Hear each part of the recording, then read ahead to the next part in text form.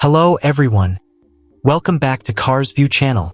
If you're tuning in for the latest in stylish, practical SUVs, you're in for a treat today, because we're taking an in-depth look at what could be one of the most interesting compact crossovers to arrive in 2026. The 2026 Honda ZR-V.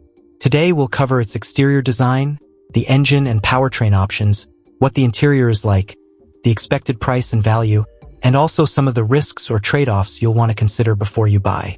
So buckle up, and let's dive in.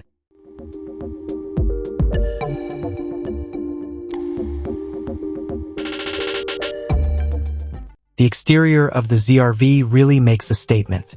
Honda has positioned it between their smaller HR-V and larger CR-V, or globally ZR-V versus HR-V naming. So the proportion is compact yet substantial. From the front, you'll notice a bold grille, sharp LED headlamps, and a sculpted bonnet. On some markets, the 2026 model gets cosmetic updates, new color options, and a larger multimedia screen upgrade, which adds to the premium feel. On its side profile, the roofline is slightly dynamic, giving a more athletic posture than many boxy crossovers. The length is about 4,568 millimeters and width about 1,840 millimeters in one specification. At the rear, you'll often see full-width taillight treatments, a clean bumper design, and dual-tone alloy wheels in higher trims. One detail: despite the stylish design, some reviewers note that the ride is a bit firm for a family crossover, which might reflect the sporty exterior ambition. Under the bonnet, the ZR-V offers multiple engine/drivetrain options depending on the market. For example, in Australia, the hybrid variant, e-HEV, uses a 2.0-liter four-cylinder petrol plus dual electric motors with eCVT, delivering 135 kilowatts and 315 newton-meters of torque. In other markets, you'll also find a 1.5-liter turbo petrol option producing around 131 kilowatts per 240 newton-meters. Performance. The hybrid variant was claimed to do 0 to 100 kilometers per hour in about 7.6 seconds in Australia. In terms of efficiency, real-world testing for the hybrid variant delivered around 5.3 L per 100 kilometers, close to its claimed 5.0 L figure. So, you're looking at a vehicle that is competitive in both power and fuel economy, particularly the hybrid version. If you plug into the local Indonesian market environment, that means good value for those who drive in mixed city/highway conditions. One caveat: when you compare with some rivals, the non-hybrid ZR-V might lag slightly in outright throttle urgency or towing capacity, depending on spec. Something to keep in mind.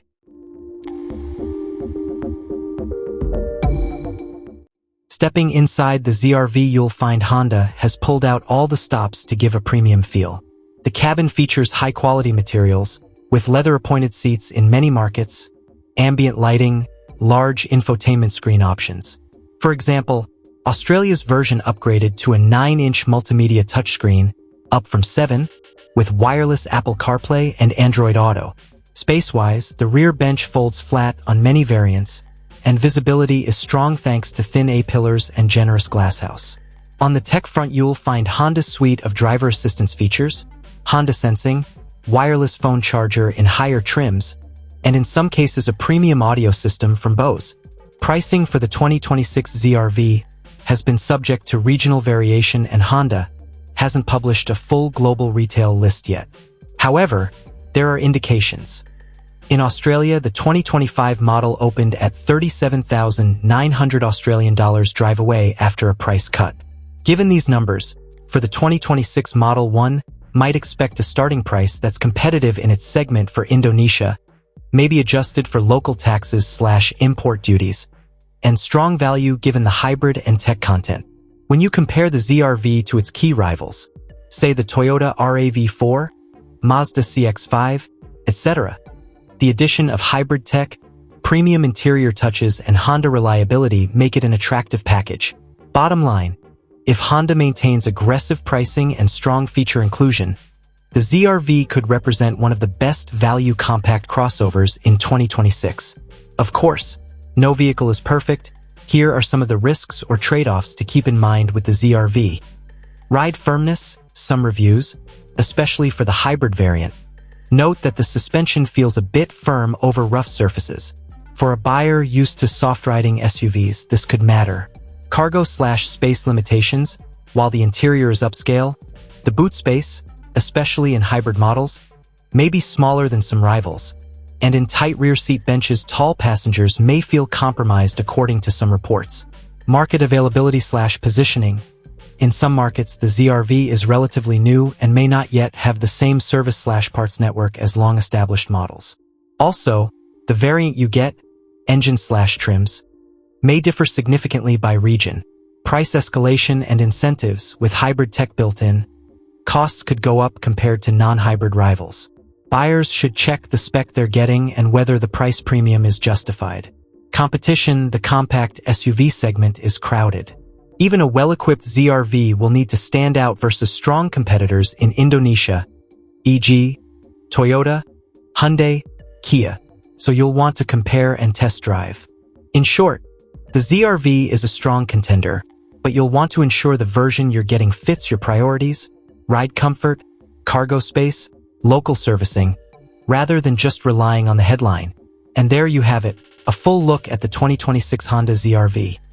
From its bold and refined exterior design, to its hybrid or turbo engine choices, the upscale interior tech and comfort, the value proposition and pricing, and of course the risks you'll want to weigh before buying.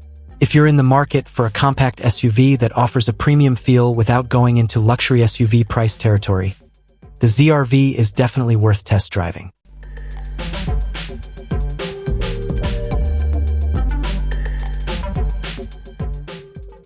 Thanks for watching. If you enjoyed this video, be sure to hit the like button, subscribe if you haven't yet, and ring the bell so you won't miss our upcoming reviews. Got questions about the ZR-V, comparisons versus rival models, or want its specs for Indonesia specifically? Drop a comment below and we'll dig into it. Until next time, drive safe and see you on the road.